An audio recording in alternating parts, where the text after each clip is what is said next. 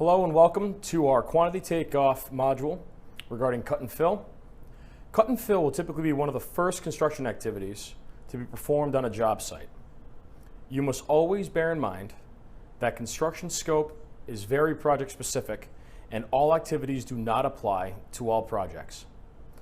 The textbook definition of cut and fill activities is a process of earth moving whereby the ideal amount of material cut from an area roughly matches the amount of area that needs to be filled. Earthworks can be a very costly process, so it will always be favorable to have limited import or exporting of fill. You can see on the screen that this is the ideal cut to fill ratio on any given project. This is basically trying to have an equal balance as close as possible. Moving away from the ideal world, which we know, ideal doesn't always happen, so in these scenarios, we have to consider exporting and importing of fill. Exporting. As the name indicates, exporting of fill occurs when you cannot match your cut and fill quantities, resulting in an excess fill quantity. You therefore have to export the fill in order to level the site to desired reliefs. Importing. Similar to exporting, at times on a construction site, there is not enough overall earthworks available on site to balance out the fill. At these times, fill is required to be imported into the site. The specific fill material will be transported via earthwork dump trucks to the nearest earthwork deposit. In applications, there are many variables that need to be considered and will have a factor on your overall estimate. We are going to walk you through the typical variables you will experience as it pertains to cut and fill activities. The wheel tractor scraper. This is an example of a heavy piece of equipment that is used for cut and fill operations. The rear part of the scraper has a vertical, movable hopper with a sharp horizontal front edge, which can be raised or lowered. The front edge cuts into the soil like a carpenter's plane cutting wood and fills the hopper.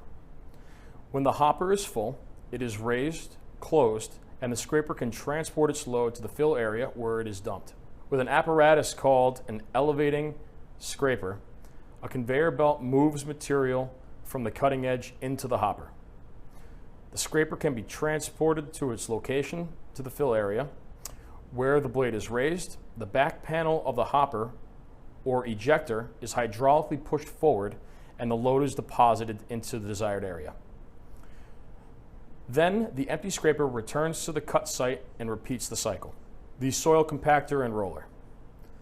The soil compactor roller introduces a process in which stress is applied to the soil, causing densification as air is displaced from the pores between the soil grains. When stress is applied, that causes densification due to water or other liquid being displaced from between the soil grains. Normally, compaction is the result of heavy machinery compressing the soil, but it can also occur due to passage of foot traffic. A great parallel example would be a trail that has been traveled by many hikers, resulting in a well-compacted path. Soil compaction is often applied in a number of layer techniques. The dump truck. A dump truck is a truck used for transporting loose material such as sand, gravel, or soil for construction. A typical dump truck is equipped with an open box bed which is hinged at the rear and equipped with hydraulic pistons to lift the front, allowing the material in the bed to be deposited or dumped on the ground behind the truck at the site of delivery. For cut and fill activities, a dump truck will be used to remove extra soil not being used for the fill stage after it has been cut from the job site. The same goes for importing. One factor you will need to remember to quantify for cut and fill activities is that any excess soil will need to be transported to the site and deposited at an authorized facility.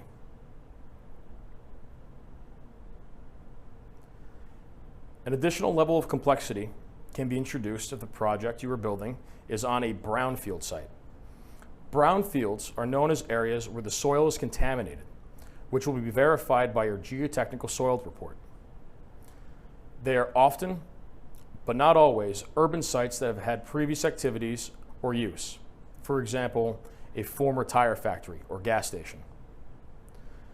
Contaminated soil will need to be cordoned off on site and transported by a specialty contractor and deposited at a facility that meets the federal requirements for accepted contaminated soil. The excavator. Excavators are heavy construction equipment consisting of a boom, dipper, or stick, bucket, and a cab on a rotating platform. This piece of equipment will be used to dig into a cut section of soil. It can also be used to fill the dump truck.